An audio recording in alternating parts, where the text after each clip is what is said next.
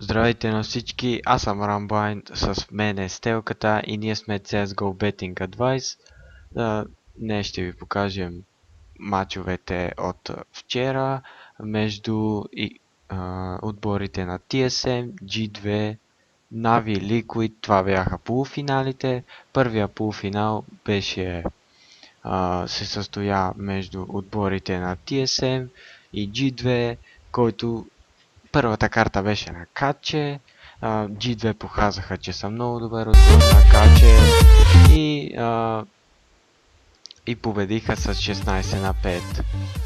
На втората карта TSM показаха, че това им е мейн картата и си взеха картата с 16 на 7. На третата карта TSM показаха, че трябва да се знае кой е по-добрият отбор в този матч и без никакви съмнения взеха картата и победиха 16 на 6.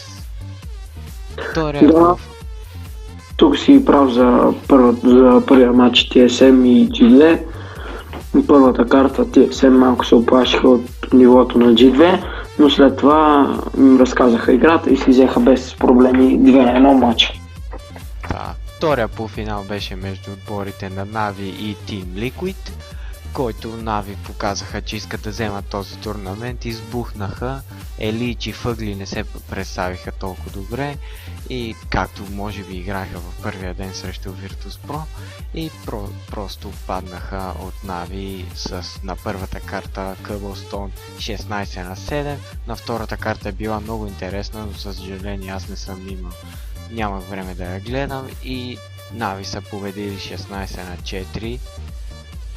Можем да видим Navi тук най-добре представя се играч от вчера е бил Едвард с 49 кила и 31 умирания, после Флеми и разбира се Guardian от Team Liquid. Може да видим и най-добрите играчи от вчера,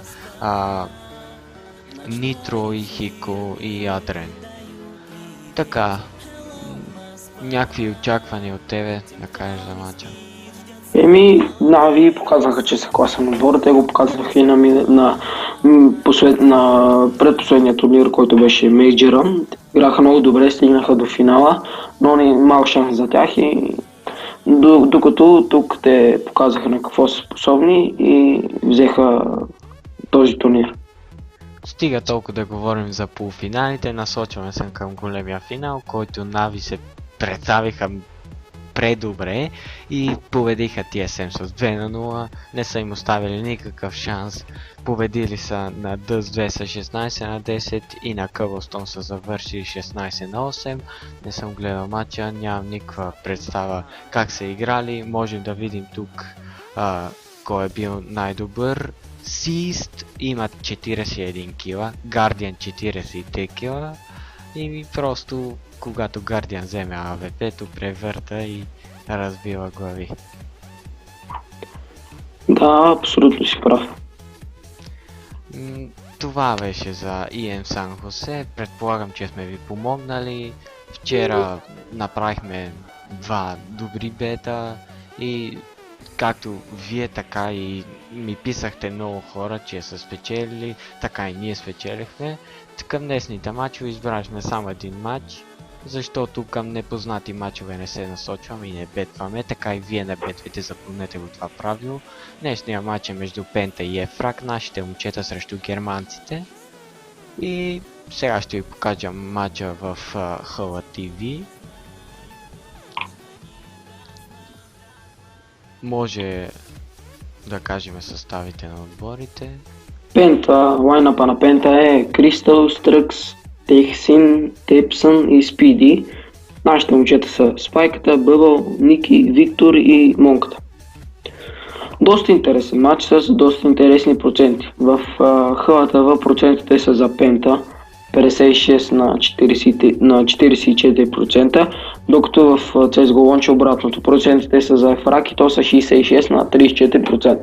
Доста хубав матч, доста хубави проценти, могат да си изкарат easy skins, но малко първо трябва да чуете анализа ни. Да, ние мислим процентите са 55 за нашите момчета срещу 45 за германците. Нашите момчета се представят много добре и последния матч, който гледах, последната карта просто не оставиха шанс на BX3 и ги победиха. Тук може да видим, че и двата отбора имат, нашите момчета имат от последните 5 мача, имат 4 победи и 1 загуба. Срещу Flipside. Flipside се представиха много добре този матч. Гледа го целия матч и ги изядоха направо. Но на пента мачовете не съм гледал. Тук виждаме 2 загуби и 3 победи. Мислиме си, че нашите момчета могат да победят без никакви проблеми. И да. Също така може да... Вчера ви показахме в Betting Prediction видеото един нов сайт, името му е FanoBet. Там може да влезете и може да ви кажем една сигурна прогноза, че и двата отбора ще си разделят по една карта. Това бъдете сигурни, резултатът ще бъде 2-1. Дано да е в полза за нашите момчета, така че може да... В този сайт има опция да сложите скинове, например за кой ще вземе отбор една карта и дали ще я вземе. Така че имате една добра възможност за изкарване на Easy Skins. Сега ще ви покажа как може да го направите това. Тук е пента да вземате една карта, ако искате да пикнете, а тук е ефрак, ако искате да вземате една карта. По една карта да си разменят, мисля, че беше това е над 1,5. Това е процентджа, това са коефициентите, може да се разиграете в този сайт да видите какво става. Това беше нашия prediction за днес. Може да видите предишното видео giveaway, който сме ви подготвили, да се абонирате, да харесате клипа.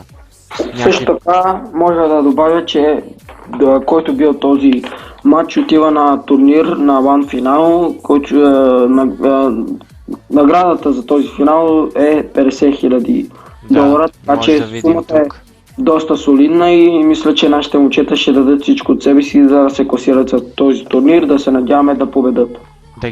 Да ги подкрепим всичките и да ходим на някой стрим да ги гледаме. Това бяхме ние CSGO Betting Advice и обичаме да печелим скинове.